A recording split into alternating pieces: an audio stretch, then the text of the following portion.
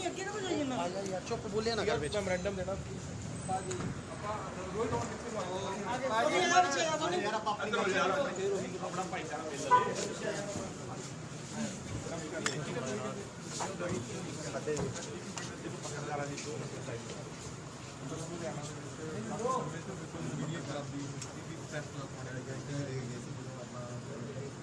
Campaigning चल रही थी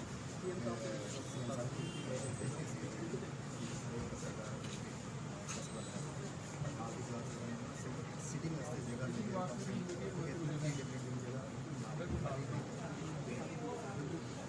कबाड़ चिंता बैठने की जगह मुझे सॉल्यूशन दे दो बात टेस्ट करते हैं परसेंट लाना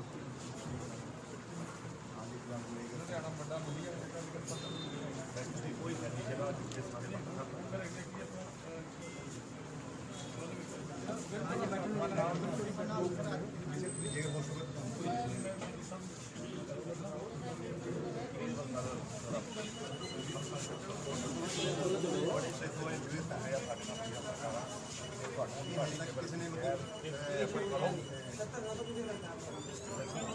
देखो सारे पत्रकार भाईचारा इकट्ठा होता समाज है साडा परिवार है असं इकट्ठे होवांगे एक प्लेटफॉर्म साडा होएगा तुहाडा क्रेडिट देखो सरकार का ही पावांगे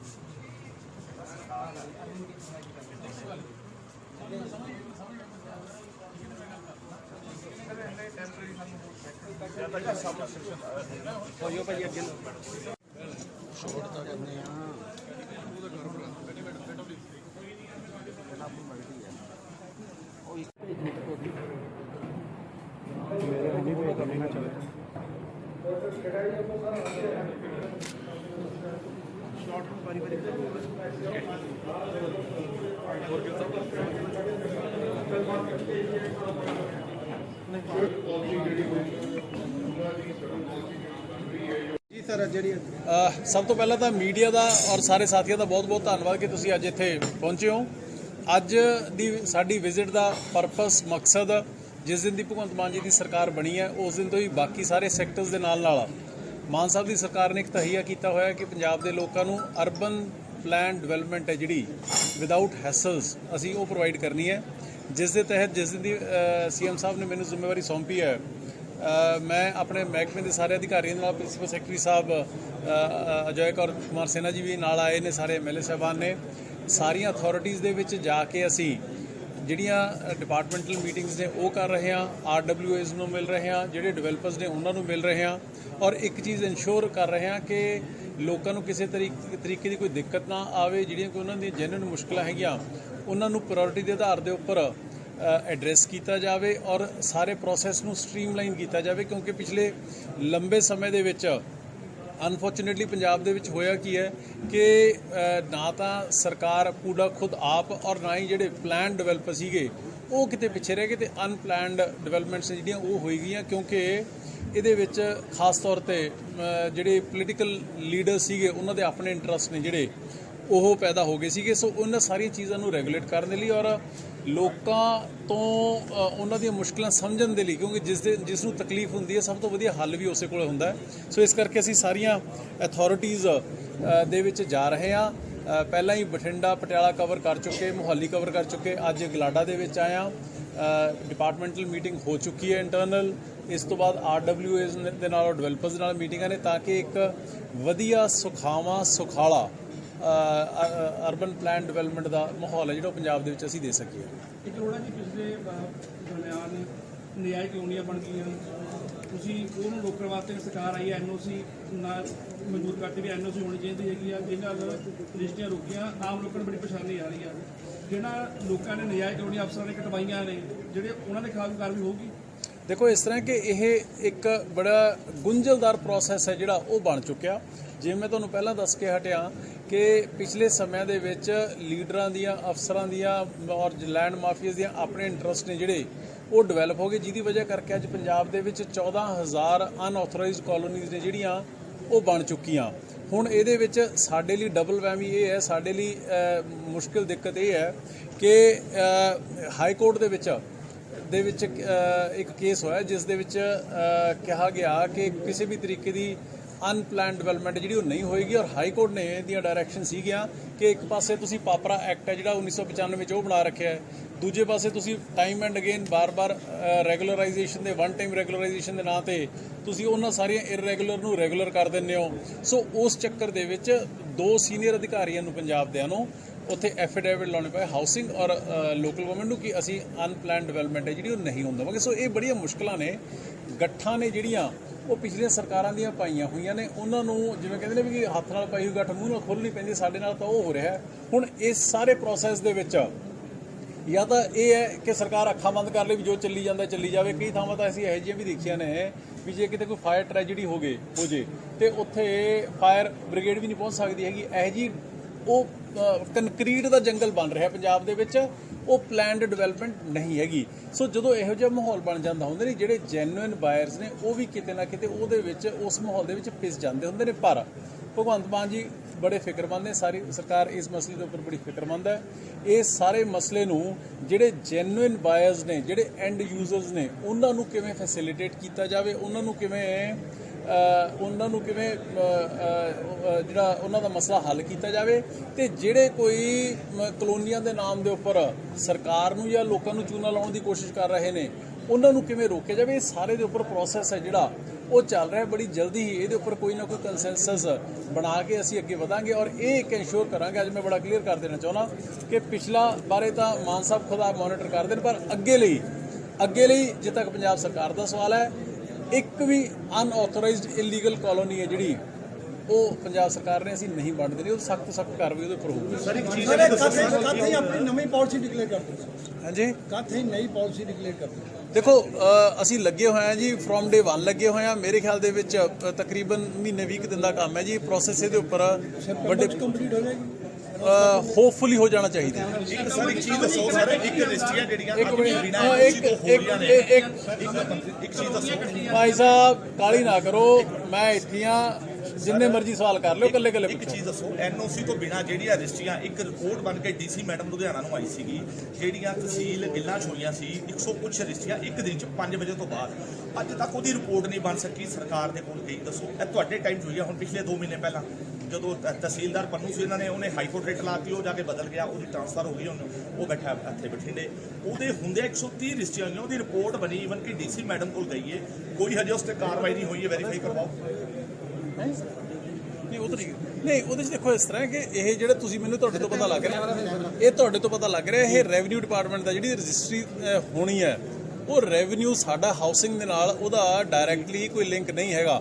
ਉਹ ਜੇ ਇਸ ਤਰੀਕੇ ਦੇ, ਤੁਸੀਂ ਪਿਛਲੇ ਸਮੇਂ ਦੇਖਿਆ ਹੋਊਗਾ ਵੀ 3-4 ਤਹਿਸੀਲਦਾਰ ਨੇ ਜਿਹੜੇ ਉਹ ਸਰਕਾਰ ਨੇ ਸਸਪੈਂਡ ਕੀਤੇ ਸੀਗੇ। ਹੁਣ ਇਹ ਰਿਪੋਰਟ ਗਈ ਹੈ ਕਿ ਨਹੀਂ ਗਈ? ਡੀਸੀ ਇੱਕ ਮਿੰਟ ਜੀ ਭਾਈ ਸਾਹਿਬ ਬੋਲਤਾ ਲੈਣ ਦਿਓ ਯਾਰ, ਐਂ ਕਿਉਂ ਕਰੀ ਜਾਂਦੇ ਹੋ ਤੁਸੀਂ? ਇਹ ਰੈਵਨਿਊ ਦਾ ਕੰਮ ਹੈ, ਮਾਲ ਮਹਿਕਮੇ ਦਾ ਕੰਮ ਹੈ, ਉਹ 'ਚ ਰਿਪੋਰਟ ਗਈ ਹੈ ਕਿ ਨਹੀਂ ਇਹਦੇ ਬਾਰੇ ਐਗਜ਼ੈਕਟ ਮੈਨੂੰ ਪਤਾ ਨਹੀਂ ਹੈਗਾ। ਮੈਂ ਫਿਰ ਵੀ ਪਤਾ ਕਰਕੇ ਉਹੀ ਤਾਂ ਕਹਿ ਰਿਹਾ ਜੀ, ਪਤਾ ਕਰਕੇ ਤੁਹਾਨੂੰ ਦੱਸ ਦਾਂਗੇ। ਮੰਤਰੀ ਸਾਹਿਬ ਕੋਈ ਵਨ ਟਾਈਮ ਸੈਟਲਮੈਂਟ ਪਾਲਿਸੀ ਆਊਗੀ, ਜਿਹੜੀਆਂ ਕਲੋਨੀਆਂ ਰਹਿ ਗਈਆਂ ਨੇ ਨਵੀਆਂ ਨਾਮ ਤੋਂ ਉਹਨਾਂ ਦੀ ਦੇਖੋ ਇਸ ਤਰ੍ਹਾਂ ਹੈ ਕਿ ਪਾਲਿਸੀ ਵਨ ਟਾਈਮ ਆਊਗੀ ਕਿ ਨਹੀਂ ਆਊਗੀ, ਇਹ ਜੇ ਸਰਕਾਰ ਦੇ ਵਿਚਾਰ ਦੀ ਚੱਲ ਰਿਹਾ। ਇਹਦੇ ਬਾਰੇ ਹਜੇ ਵੀ ਤੁਹਾਨੂੰ ਮੈਂ ਕੁਝ ਪੋਜ਼ਿਟਿਵ ਜਾਂ ਨੈਗੇਟਿਵ ਮੈਂ ਨਹੀਂ ਦੱਸ ਸਕਦਾ ਹੈਗਾ। ਜਿਵੇਂ ਮੈਂ ਤੁਹਾਨੂੰ ਪਹਿਲਾਂ ਕਿਹਾ ਕਿ ਠੀਕ ਹੈ, ਕੁਝ ਜਿਹੜੇ ਐਂਡ ਯੂਜ਼ਰਸ ਨੇ, ਜੈਨੂਇਨ ਨੇ ਜਿਹੜੇ, ਉਹ ਵੀ ਸ਼ਾਇਦ ਤਕਲੀਫ ਦੇ ਵਿੱਚ ਹੋਣ, ਪਰ ਬਹੁਤ ਸਾਰੇ ਇਸ ਤਰੀਕੇ ਦੀਆਂ ਮਾਲ ਪ੍ਰੈਕਟਿਸਿਸ ਵੀ ਸਰਕਾਰ ਦੇ ਧਿਆਨ ਦੇ ਵਿੱਚ ਆਈਆਂ ਨੇ ਕਿ ਜਿਸ ਦੇ ਨਾਲ ਹਵਾ ਦੇ ਵਿੱਚ ਹੀ ਕਲੋਨੀ ਹੈ ਜਿਹੜੀ ਉਹ ਕੱਟ ਦਿੱਤੀ ਗਈ, ਤੇ ਉਹਦੇ ਨਾਲ ਅਲਟੀਮੇਟਲੀ ਉਹ ਜਿਹੜੀ ਫਲੀਸਿੰਗ ਹੈ ਉਹ ਜੇ ਚੂਨਾ ਲੱਗਣਾ ਤਾਂ ਕਿਹਨੂੰ ਲੱਗਣਾ? ਆਮ ਲੋਕਾਂ ਨੂੰ ਲੱਗਣਾ। ਸੋ ਇਹ ਸਾਰੇ ਥਾਟ ਪ੍ਰੋਸੈਸ ਚੱਲ ਰਿਹਾ ਜੀ। ਇਹਦੇ ਬਾਰੇ ਹਜੇ ਐਗਜ਼ੈਕਟਲੀ ਕੁਝ ਡਿਸਾਈਡ ਫਾਈਨਲ ਨਹੀਂ ਹੋਇਆ ਹੈਗਾ। ਜੀ ਇੱਕ ਕੀ ਹੁੰਦਾ, ਕੋਈ ਨਾ ਅਪਰੂਵਡ ਕਲੋਨੀ ਬਣ ਜਾਂਦੀ ਆ, ਉਹਦਾ ਰੇਟ ਨਹੀਂ ਹੁੰਦਾ 80,000 90,000 ਲੱਖ ਇਦਾਂ, ਇਹਦੀ ਕੈਪ ਰੱਖੋ ਨਵੀਂ ਪਾਲਿਸੀ 'ਚ। ਜੇ ਹੁਣ ਦੇਖੋ, ਜੇ ਇਲੀਗਲ, ਜੇ ਇੱਕ ਆਮ ਆਦਮੀ ਆ ਉਹ ਜੇ ਨਜਾਇਜ਼ ਕਲੋਨੀ 'ਚ ਸਸਤਾ ਪਲਾਟ ਲੈ ਲੈਂਦਾ 5,000 7,000 ਲਗਾਈ ਨੂੰ, ਉਹਨੂੰ ਪ੍ਰੋਬਲਮ ਹੈਗੀ, ਉਹਦੀ ਰਜਿਸਟਰਿੰਗ ਹੁੰਦੀ।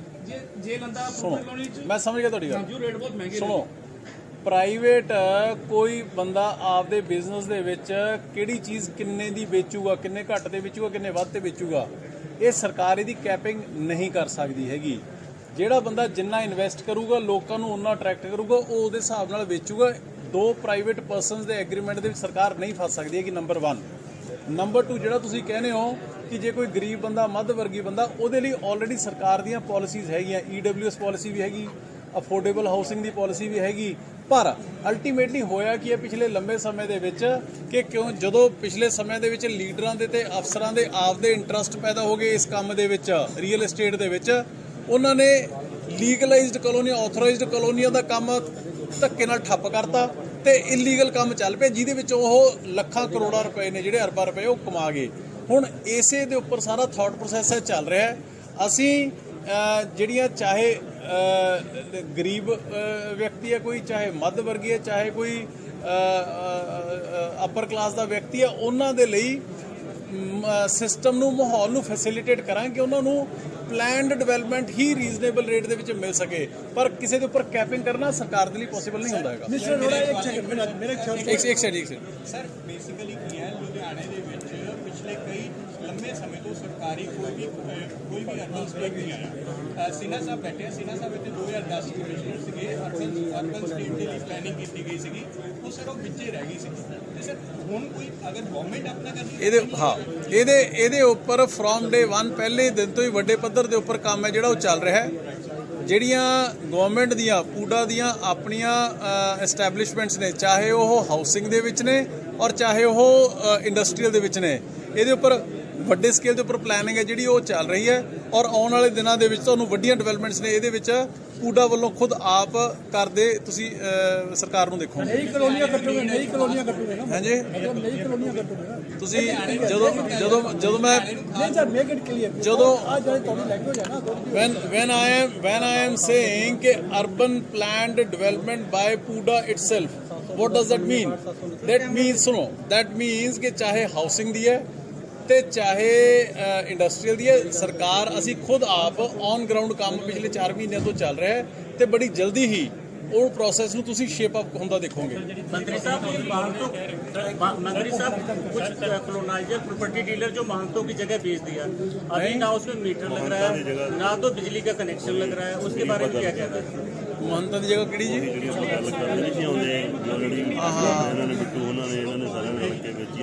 ਕਾਂਗਰਸੀ ਇਹਦੀ ਕੋਈ ਕੰਪਲੇਂਟ ਵਗੈਰਾ ਕੀਤੀ ਹੈ। ਮੈਨੂੰ ਹੁਣ ਇਹ ਇਸ਼ੂ ਤੁਹਾਡੇ ਤੋਂ ਹੁਣੇ ਪਤਾ ਲੱਗਿਆ ਔਰ MLA ਸਾਹਿਬ ਤੋਂ। ਜੇ ਕੋਈ ਇਸ ਤਰੀਕੇ ਦੀ ਇਲੀਗਲ, ਦੇਖੋ ਲੁਧਿਆਣੇ ਦੇ ਵਿੱਚ ਮੈਂ I don't want to say, ਪਰ ਬੜੇ ਦੁੱਖ ਨਾਲ ਕਹਿਣਾ ਪੈਂਦਾ ਹੈ ਕਿ ਜਿਹੜਾ ਕਿ ਮੈਨਚੈਸਟਰ ਆਫ ਪੰਜਾਬ ਸੀਗਾ, ਜਿੰਨਾ ਰੀਅਲ ਏਸਟੇਟ ਦੇ ਵਿੱਚ 2 ਨੰਬਰ ਦਾ ਧੰਦਾ, 2 ਨੰਬਰ ਦਾ ਕੰਮ, ਗੜਬੜੀਆਂ ਜਿੰਨੀਆਂ ਲੁਧਿਆਣੇ ਦੇ ਵਿੱਚ ਹੋਈਆਂ ਨੇ ਨਾ ਜੀ, ਔਰ ਖਾਸ ਤੌਰ ਤੇ under the patronage of political class, ਚਾਹੇ ਉਹ ਪਹਿਲਾਂ ਅਕਾਲੀ ਦਲ ਦੀ ਸੀ ਚਾਹੇ ਕਾਂਗਰਸ ਸੀਗੀ, ਇਹੋ ਜਿਹਾ ਲੈਂਡ ਮਾਫੀਆ ਮੇਰੇ ਖਿਆਲ 'ਚ ਕਦੇ ਕਿਸੇ ਨੇ ਦੇਖਣ ਸੁਣਨ ਨੂੰ ਨਹੀਂ ਮਿਲਿਆ। ਕਿ ਜਿਹੜੀ ਹੁਣ ਤੁਸੀਂ ਮਹੰਤਾ ਦੀ ਜਗ੍ਹਾ ਦੀ ਗੱਲ ਕਰਦੇ ਹੋ, ਇਹ ਮੈਨੂੰ MLA ਸਾਹਿਬ ਨੇ ਦੱਸਿਆ ਕਿ ਕੰਪਲੇਂਟ ਆ ਚੁੱਕੀ, ਉਹ ਗਵਰਨਮੈਂਟ ਨਾਲ CM ਸਾਹਿਬ ਨਾਲ ਟੇਕ ਅਪ ਕਰਕੇ ਉਹਦੇ ਜੋ ਬਣਦੀ ਕਾਰਵਾਈ है वो जरूर होगी। एक चीज और, जो कॉलोनी अप्रूव की, जो कॉलोनी काट देते कॉलोनाइजर, एक गली अप्रूव करवा लेते हैं, 4 गली जो है ऐसे बेच देते हैं, और साथ में उसमें जो सीवरेज वगैरह वो 4 इंची 3 इंची का डाल देते हैं। इसके बाद वो जाम हो जाता है, जो MLA है उनके ऑफिस के बाहर धरना लगा के लोग बैठ जाते हैं। उसके बारे में भाई साहब सुनिए, सुनो देखिए, सुनो एक मिनट, यही मैं आपको कहने की कोशिश कर रहा हूँ कि ये आज के बाद तो सरकार का बड़ा स्टैंड क्लियर है कि हमने ये नॉनसेंस होने नहीं देनी, नंबर 1। लेकिन इसके साथ साथ सरकार के साथ साथ ना जी, इसमें लोगों का भी, मीडिया का भी, आम पब्लिक का भी, एटलीस्ट लुधियाना आप लोगों का अपना शहर है, जहां आप लोगों को गलत डेवलपमेंट होती नजर आए तो please let the government know. इससे पहले वाली सरकारें गई कि उन्होंने जो खुद लीडर बैठ के कटवाते थे अधिकारियों की मिलीभगत के, वो टाइम गया। जहां कोई अनप्लैंड इलीगल कंस्ट्रक्शन आपको डेवलपमेंट होती नजर आती है, हमें बताइए, वो बिल्कुल नहीं होने दिया जाएगा।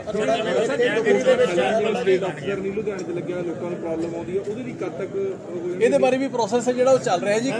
ਕਾਫੀ ਸਾਡੀਆਂ ਵੈਕੈਂਸੀਜ਼ ਜਿਹੜੀਆਂ ਉਹ ਫਿਲ ਹੋ ਚੁੱਕੀਆਂ, ਬਾਕੀ ਜਿਹੜੀਆਂ ਰਹਿੰਦੀਆਂ ਨੇ ਉਹ ਬੜੀ ਜਲਦੀ ਫਿਲ ਹੋਣਗੀਆਂ। ਆਲਮੋਸਟ ਅਸੀਂ 300 ਦੇ ਕਰੀਬ ਜਿਹੜੇ ਸਾਡੇ ਛੋਟੇ ਔਰ ਮਿਡ ਲੈਵਲ ਦੇ ਸਾਡੇ ਜਿਹੜੇ ਅਫਸਰ ਨੇ, ਉਹਨਾਂ ਦੀ ਅਸੀਂ ਰਿਕੁਐਜ਼ੀਸ਼ਨ ਹੈ ਜਿਹੜੀ ਸਰਕਾਰ ਤੋਂ ਮੰਗੀ ਹੋਈ ਹੈ। ਬੜੀ ਜਲਦੀ ਸਾਰੀਆਂ ਪੋਸਟਾਂ ਜਿਹੜੀਆਂ ਫਿਲ ਹੋ ਜਾਣਗੀਆਂ। एक चीज और सर क्लियर करवाना चाहते हैं, जो CRP ਕਲੋਨੀ ਡੁਗਰੀ ਹੈ, ਇੱਥੇ ਜਿਹੜੇ ਕਾਫੀ ਫਲੈਟਸ ਦੰਗਾ ਪੀੜਤਾਂ ਨੂੰ ਅਲਾਟ ਕੀਤੇ ਗਏ ਨੇ ਜੀ, ਪਰੰਤੂ ਉਸ ਤੋਂ ਇਲਾਵਾ ਵੀ ਬਹੁਤ ਲੋਕ ਜਿਹੜਾ ਕਬਜ਼ਾ ਕਰਕੇ ਬੈਠੇ ਹੈਗੇ ਨੇ ਔਰ ਜਿਹੜੇ ਕੁਝ ਉੱਥੇ ਦੇ ਬੰਦੇ ਹੈਗੇ ਨੇ ਜਿਹੜੇ ਆਪਣੇ ਆਪ ਨੂੰ ਸਮਝਦੇ ਧੜੱਲੇਦਾਰ, ਉਹ ਹੋਰਾਂ ਦੇ ਲਾਲ ਕਾਰਡ ਦੇ ਉੱਪਰ ਫਲੈਟ ਇਸ਼ੂ ਕਰਾ ਕੇ ਤੇ ਆਮ ਜਰਨਲ ਵੇਚ ਰਿਹਾ ਜੀ। ਸਰਕਾਰ ਨੂੰ ਬਹੁਤ ਵੱਡਾ ਜਿਹੜਾ ਚੂਨਾ ਲਗਾਇਆ ਜਾ ਰਿਹਾ। ਗਲਾਟਾ ਇਸ ਚੀਜ਼ ਨੂੰ ਲਿਖ ਕੇ ਦੇਣ ਨੂੰ ਤਿਆਰ ਹੈ ਕਿ ਹਾਂ ਇੱਥੇ ਜਿਹੜੀ ਕਰਪਸ਼ਨ ਹੋ ਰਹੀ ਹੈ। ਇਹ ਮੈਂ ਡੀ ਸਾਹਿਬ ਨਾਲ ਗੱਲ ਕਰ ਰਿਹਾ ਨਾ ਜੀ, ਇਹਦੇ ਬਾਰੇ ਮੈਨੂੰ ਤੁਹਾਡੇ ਤੋਂ ਪਤਾ ਲੱਗ ਰਿਹਾ ਹੈ। ਜੇ ਕੋਈ ਇਸ ਤਰੀਕੇ ਦੀ ਗੱਲ ਹੈਗੀ, ਧੜੱਲੇਦਾਰ ਚਾਹੇ ਜਿੰਨਾ ਮਰਜ਼ੀ ਹੋਵੇ, ਲਾਅ ਆਫ ਲੈਂਡ ਹੈ ਜਿਹੜਾ ਉਹ ਪ੍ਰਵੇਲ ਕਰੂਗਾ, ਕਿਸੇ ਦਾ ਧੜੱਲਾ ਕੰਮ ਨਹੀਂ ਚੱਲਣਾ ਹੁਣ। ਰਜਿਸਟਰੀਆਂ ਤਾਂ ਹਜੇ ਵੀ ਹੋ ਰਹੀਆਂ, ਲੈਂਡ ਮਾਫੀਆ ਦੀ ਤੁਸੀਂ ਗੱਲ ਕਰਦੇ ਆ, ਰਜਿਸਟਰੀਆਂ ਹਜੇ ਵੀ ਹੋ ਰਹੀਆਂ। ਪਹਿਲਾਂ 5000 'ਚ ਕੰਮ ਹੁੰਦਾ ਸੀ, ਹੁਣ 50,000 'ਚ ਹੁੰਦਾ, ਪਰ ਮਰਦਾ ਮਾੜਾ ਬੰਦਾ ਹੀ ਪਿਆ। ਪਟਵਾਰੀ ਹਜੇ ਵੀ ਕਰੀ ਜਾਂਦਾ 50,000। ਮੈਂ ਉਹੀ ਤਾਂ ਤੁਹਾਨੂੰ ਕਹਿ ਰਿਹਾ ਨਾ ਜੀ ਵੀ ਜੇ ਇਸ ਤਰੀਕੇ ਦੀ ਕੋਈ ਗੱਲ ਹੋ ਰਹੀ ਹੈ, ਇਹ ਰੈਵਨਿਊ ਨਾਲ ਕੰਸਰਨਡ ਹੈ। ਜਦ ਤੱਕ ਸਾਡੇ ਡਿਪਾਰਟਮੈਂਟ ਦਾ ਮਸਲਾ ਸਾਡਾ ਬੜਾ ਕਲੀਅਰ ਹੈ ਕਿ ਅਸੀਂ ਅਨਆਥੋਰਾਈਜ਼ਡ ਡਿਵੈਲਪਮੈਂਟ ਨਹੀਂ ਹੋਣ ਦੇਣੀ ਹੈਗੀ। ਜੇ ਕੋਈ ਰੈਵਨਿਊ ਦੀ ਗੱਲ ਆ ਰਹੀ, ਤੁਸੀਂ ਮੈਨੂੰ ਲਿਖ ਕੇ ਦਿਓ। ਮੈਂ ਸੀਐਮ ਸਾਹਿਬ ਨਾਲ ਗੱਲ ਕਰਕੇ ਜੇ ਕੋਈ ਵੀ ਜਿਹੜਾ ਬੰਦਾ ਇਹੋ ਜਿਹਾ ਕੰਮ ਕਰਦਾ ਉਹਨੂੰ ਸਖਤ ਤੋਂ ਸਖਤ ਸਜ਼ਾ ਜਿਹੜੀ ਦਿੱਤੀ ਜਾਊਗੀ।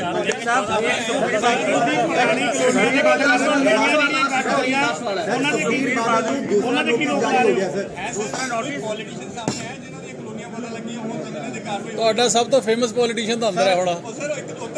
ਸਰ ਪੰਜਾਬ 'ਚ ਜਿਹੜੀ ਪਾਲਿਸੀ ਬਣਾਈ ਆ, ਸੁਖਬੀਰ ਬਾਦਲ ਕਹਿੰਦਾ ਈਡੀ ਦੀ ਜਾਂਚ ਕਰਾਣੀ ਚਾਹੀਦੀ ਹੈ। ਹਾਂਜੀ, ਪੰਜਾਬ 'ਚ ਜਿਹੜੀ ਪਾਲਿਸੀ ਬਣਾਈ ਹੈ ਐਕਸਾਈਜ਼ ਪਾਲਿਸੀ ਤੇ ਈਡੀ ਤੇ ਉਹਦੀ ਆਪਣਾ ਸੀਬੀਆਈ ਦੀ ਜਾਂਚ। ਇੰਨਾ ਲੰਮਾ ਸਮਾਂ ਸ਼ਰਾਬ ਮਾਫੀਆ ਚਲਾਉਣ ਵਾਲੇ ਅੱਜ ਆਮ ਆਦਮੀ ਪਾਰਟੀ ਦੀ ਐਕਸਾਈਜ਼ ਪਾਲਿਸੀ ਦੇ ਸਵਾਲ ਚੱਕ ਕਰ ਰਹੇ ਨੇ। ਇਹਨਾਂ ਨੂੰ ਕਹੋ ਤੁਸੀਂ 10 ਸਾਲ ਪੰਜਾਬ ਲੁੱਟ ਕੇ ਖਾ ਗਏ, ਘੱਟੋ ਘੱਟ 10 ਮਹੀਨੇ ਪੰਜਾਬ ਦੀ ਐਕਸਾਈਜ਼ ਪਾਲਿਸੀ ਦਾ ਤੁਸੀਂ ਰੈਵਨਿਊ ਜਨਰੇਸ਼ਨ ਕਿੰਨੀ ਹੁੰਦੀ ਹੈ ਇਹ ਤਾਂ ਵੇਟ ਤਾਂ ਕਰ ਲਓ। ਬਿਨਾਂ ਗੱਲ ਤੋਂ ਜੋੜੇ ਲਾ ਕੇ ਭੱਜੀ ਜਾਂਦੇ ਨੇ। ਉਹਨਾਂ ਨੂੰ ਕੋਈ 10 ਮਹੀਨੇ ਖੜ ਜਾਓ। 9 ਮਹੀਨਿਆਂ ਦੇ ਵਿੱਚ ਜਦੋਂ ਪਾਲਿਸੀ ਲਾਗੂ ਹੋਈ ਹੈ ਇਹ ਔਰ 31 ਮਾਰਚ ਤੱਕ ਤੁਸੀਂ ਰੈਵਨਿਊ ਜਨਰੇਸ਼ਨ ਦੇਖ ਲਓ ਕਿੰਨੀ ਹੁੰਦੀ ਹੈ। ਉਹ ਤੋਂ ਮਗਰ ਸੁਖਬੀਰ ਬਾਦਲ ਜੀ ਰੌਲਾ ਪਾ ਲੈਣਾ। 10 ਸਾਲ ਤਾਂ ਆਪ 2 ਨੰਬਰ ਦਾ ਕੰਮ ਕਰੀ ਗਏ ਨੇ। ਸਰ ਪਹਿਲਾਂ ਠੇਕੇ ਦੂਸਰੇ ਹੁੰਦੇ ਸੀ, ਉਹ ਨਾਲ ਹੋ ਗਏ ਤੇ ਸ਼ਰਾਬ ਵਾਲੇ ਹੋ ਗਏ ਆ। ਸਰ ਬੁਖਲਾਹਟ ਹੈ ਕਿਤੇ ਦੂਸਰਾ ਨੋਟਿਸ ਜਾਰੀ ਕਰ ਦਿੱਤਾ ਗਿਆ था ਕਿਹੜਾ ਜੀ? ਸੁਖਬੀਰ ਬਾਦਲ ਨੂੰ ਕਾਹਦਾ ਨੋਟਿਸ? ਸਰ ਬੇਅਦਬੀ ਵਾਲੇ ਮਾਮਲੇ ਹੋਮ ਮਿਨਿਸਟਰ ਸੀ ਸਰ, ਜਦੋਂ ਉਹਨਾਂ ਨੇ ਬੇਅਦਬੀ ਹੋਈ ਹੈ, ਜਦੋਂ ਗੋਲੀ ਕਾਂਡ ਹੋਇਆ ਵਾ, ਤਾਂ ਉਸ ਚੀਜ਼ ਨੂੰ ਲੈ ਕੇ ਦੂਸਰਾ ਨੋਟਿਸ ਜਾਰੀ ਕਰ ਦਿੱਤਾ ਗਿਆ। ਤੇ ਫਿਰ ਇਹ ਬੁਖਲਾਹਟ ਤਾਂ ਨਹੀਂ ਕਿਤੇ ਸਰ ਕਾਹਦੀ? ਕਿ ਜਿਹੜਾ ਆਮ ਆਦਮੀ ਪਾਰਟੀ ਦੇ ਸਪੀਕਰ ਨਾ ਇੱਕ ਮਿੰਟ ਤੁਸੀਂ ਚਾਹੁੰਦੇ ਹੋ ਵੀ ਬਾਈਬਲ ਕਲਾਂ ਬੇਅਦਬੀ ਦਾ ਔਰ ਗੋਲੀ ਕਾਂਡ ਦਾ ਮਸਲਾ ਹੱਲ ਹੋਵੇ? ਚਾਹੁੰਦੇ ਹੋ ਕਿ ਨਹੀਂ ਚਾਹੁੰਦੇ? ਫਿਰ ਜਦੋਂ ਚਾਹੁੰਦੇ ਹੋ ਤੇ ਜਿਨ੍ਹਾਂ ਦੇ ਉੱਪਰ ਉਂਗਲਾਂ ਉੱਠੀਆਂ ਨੇ ਉਹਨਾਂ ਨੂੰ ਨੋਟਿਸ ਜਾਰੀ ਹੋਊਗਾ ਕਿ ਨਹੀਂ? ਸਾਡੀ ਕਦੀ ਘਬਰਾਹਟ ਇਸ 'ਚ? ਐਵੇਂ ਇੰਪ੍ਰੈਕਟੀਕਲ ਸਵਾਲ ਨਾ ਕਰਿਆ ਕਰੋ, ਤੁਸੀਂ ਥੋੜੇ ਜਿਹੇ ਰਿਸਪੌਂਸਿਬਲ ਸਵਾਲ ਕਰਿਆ ਕਰੋ। ਸਰ ਆਮ ਆਦਮੀ ਪਾਰਟੀ ਦੀ ਸਰਕਾਰ ਆਈ ਸੀ, ਕਹਿੰਦੇ ਜਨਤਾ ਦੀ ਭਾਈ ਸਰਕਾਰ ਸਾਹਿਬ ਹੈ। ਤੁਸੀਂ ਰਿਪੋਰਟਰ ਹੋ? ਜੀ ਹਾਂਜੀ ਦੱਸੋ ਕਿਹੜੇ ਪੇਪਰ ਦੇ ਹੋ? ਸਰ ਪ੍ਰਾਈਮ ਉਹਦੇ ਤੇ। ਹਾਂਜੀ ਦੱਸੋ। ਆਮ ਆਦਮੀ ਦੀ ਸਰਕਾਰ ਆਈ ਸੀ, ਕਹਿੰਦੇ ਜਨਤਾ ਦੀ ਸਰਕਾਰ ਆਈ, ਜਨਤਾ ਨੂੰ ਰਾਹਤ ਮਿਲੀ, ਪਰ ਇੱਕ ਚੀਜ਼ ਤੁਹਾਡੀ ਫੋਟੋ ਲਾ ਕੇ ਥ੍ਰੈਟ ਕਰ ਰਿਹਾ ਇਸ ਬੰਦੇ ਨੂੰ। ਬੰਦੇ ਲੈ ਕੇ ਗਰੀਸ਼ ਚੋਪੜਾ ਨਾਮ ਦਾ ਹੈਗਾ ਜੀ ਧਾਗੇ ਦਾ ਡੀਲਰ, ਬਾਰ-ਬਾਰ ਤੁਹਾਡਾ ਨਾਂ ਲੈ ਕੇ ਕਦੀ ਪੁਲਿਸ ਵਾਲੇ ਲੈ ਕੇ ਆ ਜਾਂਦਾ, ਕਦੀ ਗੁੰਡੇ ਬਦਮਾਸ਼ੀ ਦੀ ਕਹਿੰਦਾ। ਤੇ ਪਰਸੋਂ ਹੁਣ ਮੈਨੂੰ ਇਹ ਕਹੇਗਾ ਜੀ ਅਮਨ ਚੋਪੜਾ ਜੀ ਨੂੰ ਜਾਣਦੇ ਹੋ, ਮੈਂ ਉਹਨਾਂ ਦਾ ਯਾਰ ਦੋਸਤ ਹੈਗਾ। ਇਹ ਹੈਗਾ ਮੈਨੂੰ ਬੱਚਿਆਂ ਦਾ ਸਭ ਦਾ ਜੀਣਾ ਹਰਾਮ ਕਰਕੇ। ਕੀ ਮਸਲਾ ਕੀ ਹੈ ਤੁਹਾਡਾ? ਭਾਜੀ ਮੇਰਾ ਕੋਈ ਨਰੇਸ਼ ਸੂਦ ਹੈ ਕਿ ਉਹਨਾਂ ਨਾਲ। ਕੌਣ ਹੈ? ਕੌਣ ਬੰਦਾ? ਕੌਣ ਇਹ? ਭਾਜੀ ਇਹ ਗਰੀਸ਼ ਚੋਪੜਾ ਹੈ ਜੀ, ਧਾਗੇ ਦਾ ਡੀਲਰ ਹੈ ਕਿ ਧਾਗੇ ਦਾ ਏਜੰਟ ਹੈ। ਮੈਨੂੰ ਜਾਣਦਾ, ਮੈਨੂੰ ਜਾਣਦਾ ਵੀ ਨਹੀਂ ਆ ਜੀ। ਇਹ ਨਰੇਸ਼ ਸੂਦ ਹੈਗਾ ਸਨਰਾਈਜ਼ ਕਲੋਥਿੰਗ ਵਾਲਾ। ਉਹਨੇ ਪਤਾ ਨਹੀਂ ਯਾਰ ਪ੍ਰਾਈਮ ਉਹਨੇ ਆਪਣਾ ਇੱਕ ਮਿੰਟ ਖੜ ਜਾਓ ਜੀ, ਮੇਰੀ ਗੱਲ ਸਮਝੋ ਇੱਕ ਮਿੰਟ। ਭਾਜੀ ਮੈਂ ਵੀ ਨਹੀਂ ਜਾਣਦਾ, ਪਰ ਇੱਕ ਜਾਂ ਗੈਂਗਸਟਰ ਦਾ ਨਾਂ ਲੈਂਦਾ ਜਾਂ ਪੁਲਿਸ ਦਾ ਨਾਂ ਲੈਂਦਾ, ਫਿਰ ਤੁਹਾਡੀ ਧਮਕੀ ਸਿੱਧੀ ਦੇ ਦੇਗਾ। ਅਮਨ ਅਰੋੜਾ ਮੇਰਾ ਯਾਰ ਆ। ਮੈਨੂੰ ਇਹ ਵੀ ਨਹੀਂ ਪਤਾ ਸੀ ਕਿ ਅਮਨ ਅਰੋੜਾ ਜੀ ਐਮਐਲਏ ਕਿ ਐਮਪੀ ਹੈ। ਮੈਨੂੰ ਕੱਲ ਪਤਾ ਲੱਗਾ ਸਰ। ਬੜੀ ਸੋਚ ਕੇ ਮੇਰੀ ਗੱਲ ਤੁਹਾਡਾ ਨਾਂ ਲੈ ਕੇ ਮੇਰਾ ਸੁਣੋ ਇੱਕ ਮਿੰਟ। ਮੇਰੇ ਨਾਲ ਫੋਟੋਆਂ ਤਾਂ ਹਜ਼ਾਰਾਂ ਬੰਦਿਆਂ ਦੀਆਂ ਹੋਣਗੀਆਂ, ਠੀਕ ਹੈ ਨਾ ਜੀ, ਪਰ ਦੈਟ ਡਜ਼ ਨਾਟ ਮੀਨ ਕਿ ਕੋਈ ਮੇਰੇ ਨਾਂ ਤੇ ਗਲਤ ਕੰਮ ਕਰ ਲਊ। ਸੁਣ ਤਾਂ ਲਓ ਭਾਈ ਸਾਹਿਬ, ਇੱਕ ਮਿੰਟ ਸ਼ਾਂਤੀ ਰੱਖੋ। ਐਸਐਸਪੀ ਸਾਹਿਬ ਆ ਫੜੋ ਇਹ ਬੰਦਾ, ਜਿਹੜਾ ਭਾਈ ਸਾਹਿਬ ਦੀ ਕੰਪਲੇਂਟ ਲਓ। ਜਿਹੜਾ ਵੀ ਬੰਦਾ ਹੈਗਾ ਕੋਈ ਇਹ ਇਮੀਡੀਏਟਲੀ ਉੱਤੇ ਸਖਤ ਤੋਂ ਸਖਤ ਕਾਰਵਾਈ ਹੋਵੇ, ਐਜ਼ ਪਰ ਲਾਅ ਹੋਵੇ, ਠੀਕ ਹੈ ਜੀ। ਕੋਈ ਮੇਰਾ ਦੋਸਤ ਨਹੀਂ, ਕੋਈ ਮੇਰਾ ਦੁਸ਼ਮਣ ਨਹੀਂ। ਲਾਅ ਆਫ ਲੈਂਡ ਹੈ ਜਿਹੜਾ ਉਹ ਪ੍ਰਵੇਲ ਹੋਣਾ ਚਾਹੀਦਾ, ਠੀਕ ਹੈ ਜੀ। ਮਿਲਿਓ ਤੁਸੀਂ ਇਹਨਾਂ ਨੂੰ ਮਿਲਿਓ। ਸਰ ਤਰਨਤਾਰਨ ਵਿੱਚ ਕ੍ਰਿਸ਼ਨਾ ਦਾ ਵਿਵਾਦ ਵਧਿਆ ਹੈ। ਤਰਨਤਾਰਨ ਕੋਰਟ ਨੇ ਇੱਕ ਤੁਹਾਡੇ ਭਾਈ ਸਾਹਿਬ ਗੱਲ ਪਤਾ ਕੀ ਹੈ, ਹੁਣ ਤੁਸੀਂ ਮੈਨੂੰ ਚਾਹੇ ਤੋਂ ਮਗਰੋਂ ਆਪਾਂ ਘੰਟਾ ਲਾ ਲਾਂਗੇ। ਹੁਣ ਜਿਹੜੀ ਸੰਗਤ ਬੈਠੀ ਹੈ ਨਾ, ਮੈਂ ਲੋਕਾਂ ਦੇ ਸਾਡੇ ਹਾਊਸਿੰਗ ਦੇ ਮਸਲੇ ਨੇ ਜਿਹੜੇ ਉਹ ਸੁਣਦੇ ਨਹੀਂ ਆ। ਨੋਟਿਸ ਆਇਆ ਜੀ ਤਰਨਤਾਰਨ ਵਾਰੰਟ ਜਾਰੀ ਹੋਇਆ 3 ਮੰਤਰੀਆਂ ਦੇ ਆਮ ਆਦਮੀ ਪਾਰਟੀ ਦੇ ਸਰ। ਹਾਂਜੀ ਤੇ ਫਿਰ ਕੋਰਟ ਨੇ ਨੋਟਿਸ ਇਸ਼ੂ ਕੀਤੇ। ਮੈਂ ਕੀ ਕਮੈਂਟ ਕਰ ਸਕਦਾ? ਜਿਹੜਾ ਸਬ ਜੁਡਿਸ ਹੈ, ਜੇ ਕੋਈ ਵੀ ਵਿਅਕਤੀ, ਚਾਹੇ ਮੈਂ ਆ, ਚਾਹੇ ਤੁਸੀਂ ਹੋ, ਚਾਹੇ ਮੁੱਖ ਮੰਤਰੀ, ਚਾਹੇ ਪ੍ਰਧਾਨ ਮੰਤਰੀ ਹੈ, ਜੇ ਕੋਈ ਨਹੀਂ ਗਿਆ, ਕੋਰਟ ਨੇ ਜੇ ਅਵੇਲੇਬਲ ਵਾਰੰਟ ਇਸ਼ੂ ਕਰਦੇ ਤੇ ਭਾਈ ਸਾਹਿਬ ਤੁਸੀਂ ਕੀ ਪੋਲੀਟੀਕਲ ਕਮੈਂਟ ਭਾਲਦੇ ਹੋ? ਤੇ ਸਮਝਾਓ ਮੈਨੂੰ। ਸਮਝਾਓ ਖੜ ਤਾਂ ਜੇ ਕੋਈ ਮਿੰਟ ਯਾਰ ਸਮਝਾਓ ਕੀ ਭਾਲਦੇ ਹੋ ਤੇ ਗੱਲ ਨੂੰ ਸਮਝਿਆ ਕਰੋ ਤੁਸੀਂ ਨਾ ਹਰੇਕ ਗੱਲ ਦੇ ਵਿੱਚੋਂ ਰਾਜਨੀਤੀ ਕੱਢਣ ਦੀ ਕੋਸ਼ਿਸ਼ ਨਾ ਕਰਿਆ ਕਰੋ। ਇੱਕ ਬੰਦਾ ਕੋਰਟ ਆਫ ਲਾਅ ਦੇ ਅੱਗੇ ਨਹੀਂ ਪੇਸ਼ ਹੋਇਆ ਹੈਗਾ, ਕੋਰਟ ਨੇ ਉਹਨੂੰ ਨੋਟਿਸ ਜਾਰੀ ਕਰਤਾ, ਉਹ ਅਗਲਾ ਜਾਂ ਪੇਸ਼ ਹੋ ਜਾਊਗਾ ਜਾਂ ਜ਼ਮਾਨਤ ਲੈ ਲੂਗਾ ਜਾਂ ਅੰਦਰ ਹੋ ਜਾਊਗਾ। ਇਹ 'ਚ ਕੀ ਖਾਸ ਗੱਲ ਹੈ? ਹੁਣ ਮੈਨੂੰ ਕੰਮ ਕਰ ਲੈਂਦੇ ਜਿਹੜੇ ਸਰ ਮੀਡੀਆ ਨੂੰ ਗਰੰਟੀ ਜਿਹੜੀ ਦਿੱਤੀ ਗਈ ਸੀ ਉਹ ਪੂਰੀ ਕੀਤੀ ਜਾਊਗੀ। ਕਿਹੜੀ ਜੀ? ਸਰ ਪ੍ਰੈਸ ਕਲੱਬ ਦੀ ਸਰ ਆਮ ਆਦਮੀ ਪਾਰਟੀ ਸੱਤਾ 'ਚ ਆਉਣ ਤੋਂ ਪਹਿਲਾਂ ਭਗਵੰਤ ਮਾਨ ਜੀ ਨੇ ਗਰੰਟੀ ਦਿੱਤੀ ਸੀ ਲੁਧਿਆਣਾ ਸ਼ਹਿਰ ਦੇ ਵਿੱਚ ਮੀਡੀਆ ਨੂੰ ਕਿ ਹਰੇਕ ਜਗ੍ਹਾ ਜਿੱਥੇ ਤੇ ਪ੍ਰੈਸ ਕਲੱਬ ਨਹੀਂ ਹੈਗੇ ਉੱਥੇ ਪ੍ਰੈਸ ਕਲੱਬ ਬਣਾਏ ਜਾਣਗੇ। ਗਰੰਟੀ ਪੂਰੀ ਕੀਤੀ ਜਾਊਗੀ। 100% ਜਿਹੜੀਆਂ ਗਰੰਟੀਆਂ ਨੇ ਉਹ ਪੂਰੀਆਂ ਕੀਤੀਆਂ ਜਾਣਗੀਆਂ। ਨੰਬਰ 1 ਨੰਬਰ 2 ਤੁਹਾਡੇ ਮੈਨੂੰ ਸਿਰਫ ਇੰਨਾ ਚਲੋ ਤੁਹਾਡੇ ਤੁਸੀਂ ਹੁਣੇ ਸਵਾਲ ਕੀਤਾ ਹੈ ਤੁਹਾਡੇ ਇੱਥੇ ਜਿਹੜੇ ਪ੍ਰੈਸ ਕਲੱਬ ਹੈ ਜਿਹੜੇ ਪ੍ਰੈਸ ਦੇ ਜਿਹੜੇ ਮੀਡੀਆ ਤੁਹਾਡੇ ਸਾਥੀ ਨੇ ਐਸੋਸੀਏਸ਼ਨ ਤੁਹਾਡੀ ਜਿਹੜੀ ਇਲੈਕਟਿਡ ਬੋਡੀ ਹੈ? ਨਹੀਂ ਸਰ ਇਲੈਕਟਿਡ ਨਹੀਂ ਹੈ। ਅੱਛਾ ਕਿੰਨੀਆਂ ਇੱਕੋ ਹੀ ਹੈ ਬੋਡੀ ਕੇ? ਸਰ ਇੱਥੇ ਬਹੁਤ ਬੋਡੀਆਂ ਇਸੀ ਕਰਕੇ ਪ੍ਰੈਸ ਕਲੱਬ ਨਹੀਂ ਬਣ ਪਾਇਆ। ਇਸੀ ਕਰਕੇ ਸਾਡੀ ਡਿਮਾਂਡ ਹੈ ਕਿ ਸਰਕਾਰੀ ਤੌਰ ਤੇ ਸਾਨੂੰ ਪ੍ਰੈਸ ਕਲੱਬ ਦਿੱਤਾ ਜਾਵੇ ਔਰ ਅਸੀਂ ਇੱਕ ਸੁਣ ਲਓ ਅਸੀਂ ਆਪਦੇ ਵਾਅਦੇ ਤੇ ਪੂਰਾ ਉਤਰ ਜਾਾਂਗੇ ਪਰ ਜਿਹੜੀ ਤੁਹਾਡੀ ਤੁਸੀਂ ਕਹਿੰਦੇ ਹੋ ਕਈ ਬੋਡੀਜ਼ ਨੇ ਪ੍ਰੈਸ ਦੀਆਂ ਪਹਿਲਾਂ ਭਾਈ ਸਾਹਿਬ ਤੁਸੀਂ ਇਕੱਠੇ ਹੋਲੋ ਸਰਕਾਰ ਕਿਹਨੂੰ ਦੇਵੇ? Please try to understand please ਸੁਣਤਾ ਲਓ ਇੱਕ ਮਿੰਟ ਸ਼ਾਂਤੀ ਇਕੱਠੇ ਹੋ ਜਾਓ ਇਲੈਕਟਿਡ ਬੋਡੀ ਕਰ ਲਓ ਸਰਕਾਰ ਆਪਦੇ ਵਾਅਦੇ ਦੇ ਉੱਪਰ ਖਰਾ ਉਤਰੂਗੀ ਕਿ ਅਸੀਂ ਤੁਹਾਨੂੰ ਬਣਾ ਕੇ ਦੇਵਾਂਗੇ। ਬੈਠਣ ਜੋਗੀ ਜਗ੍ਹਾ ਦੇ ਦਿਓ ਸਰ। ਬੈਠਣ ਜੋਗੀ ਜਗ੍ਹਾ ਦੇ ਦਿਓ। ਉਹ ਕੋਈ ਨਹੀਂ ਮੈਂ ਕਲੱਬ ਨਹੀਂ ਮੰਗਦੇ ਸਰ। ਨਹੀਂ ਉਹ ਵੀ ਦੇ ਦਾਂਗੇ ਉਹ ਵੀ ਦਿੱਕਤ ਨਹੀਂ। ਢਾਂਚਾ ਇੱਥੋਂ ਸ਼ੁਰੂ ਕੀਤਾ ਜਾਵੇ। ਕਰ ਦੇਣੇ